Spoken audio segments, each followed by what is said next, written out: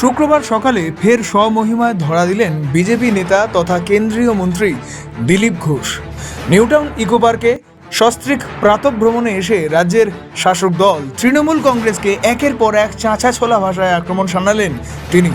দুর্নীতি, লক্ষ্মীর ভাণ্ডার, বাংলাদেশি অনুপ্রবেশকারী থেকে শুরু করে মসজিদ ও কবর অপসারণ একাধিক ইস্যুতে মমতার সরকারকে তীব্র নিশানা করলেন তিনি।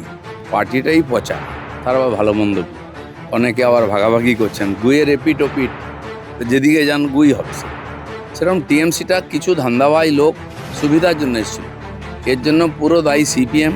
তারা যে অব্যবস্থা তৈরি করেছিল, অরাজকতা, তারপরে মানুষ বাধ্য হয়ে এক জায়গায় এসে একটা কিছু করেছিল, যাকে সামনে পেয়েছে খড়কুটো রেখেছিল। পরিস্থিতির কারণে মানুষ মুক্তির জন্য করেছিল। নীতি, আদর্শ, ডিসিপ্লিন কিছু নেই পার্টিতে, সবাই কামাচ্ছে উপর থেকে নিচে। তো আজ এমন পরিস্থিতি হলো, মানুষ এমনভাবে হারিয়েছে, আর কামানোর রাস্তা নেই, তাই ভেতরের সমস্ত ঘা বেরিয়ে গেছে। সবে তো শুরু হয়েছে, দেখুন না, অনেক দূর যাবে। সকালের চনমনে আবহাওয়াতেও রাজনৈতিক পারদ চড়ালেন দিলীপ ঘোষ। শুক্রবার সকালে নিউটাউন ইকো পার্কে প্রাতঃভ্রমণে এসে তৃণমূল কংগ্রেসের বর্তমান অবস্থাকে বেঞ্জির ভাষায় আক্রমণ করলেন তিনি। তো গুন্ডা, বদমাস, সমাজবিরোধী, ক্রিমিনাল, অ্যান্টি সোশ্যাল, তারা হয়ে গেছেন নেতা। পাট খেতে কোটি কোটি টাকা পাওয়া যাচ্ছে, গাছে, রাস্তা ঘাটে। পার্টিটারই উদ্দেশ্য ছিল পয়সা কামানো। এইভাবে কোনো পার্টি চলতে পারে? এখানেই শেষ নয়, বাহরুল ইসলামের সই জালের ঘটনাকে সামনে রেখে তৃণমূলকে 2 নম্বরই পার্টি বলে কটাক্ষ করলেন তিনি।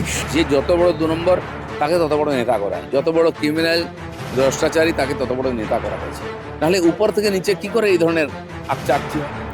একদিকে যখন দেশ জুড়ে সেন্সাস বা জনগণনার প্রস্তুতি শুরু হচ্ছে, তখন বাংলায় দাঁড়িয়ে দিলীপ ঘোষের এই একের পর এক কড়া মন্তব্য লোকসভা বা বিধানসভা পরবর্তী রাজনৈতিক সমীকরণকে যে আরও উত্তপ্ত করবে তা বলাই বাহুল্য। সাংবাদিকদের কড়া প্রশ্নের উত্তর দিয়ে খোশ মেজাজে ওড়িয়া ভাষায় গানও গাইলেন তিনি।